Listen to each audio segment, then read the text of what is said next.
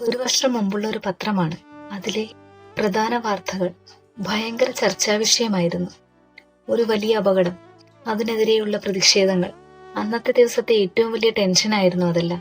പക്ഷേ ഇന്ന് ആ പത്രങ്ങൾക്ക് എന്ത് പ്രസക്തി? ഇന്നത്തെ നമ്മുടെ ചർച്ചാ വിഷയങ്ങൾ വേറെ, ടെൻഷനുകൾ വേറെ. അന്നത്തെ ആ പ്രശ്നങ്ങളൊക്കെ കാലത്തിന്റെ ഒഴുക്കിൽ അലിഞ്ഞുപോയി. ഈ പത്രം തരുന്നൊരു പാഠമുണ്ട്: ഒരു പ്രശ്നവും ശാശ്വതമല്ല.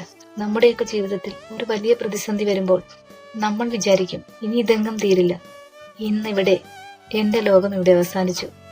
ശരിയല്ലേ? പക്ഷെ നിങ്ങൾ ഓർക്കുക, നിങ്ങൾ ഇപ്പോൾ നേരിടുന്ന ഈ ഒരു വിഷമം ഒരു വർഷം കഴിയുമ്പോൾ പഴയ ഒരു പത്രക്കടലാസ് പോലെയാകും. അതിന്റെ പ്രസക്തി കുറയും. ചെറുതോ വലുതോ ആയ പുതിയ പ്രശ്നങ്ങൾ നമുക്ക് മുന്നിൽ വരും. അത്രമാത്രം. സങ്കടങ്ങളിൽ കുഴങ്ങിപ്പോവാതെ മുന്നോട്ട് ജീവിക്കുക. സന്തോഷത്തോടെ ചിരിക്കാൻ പഠിക്കുക.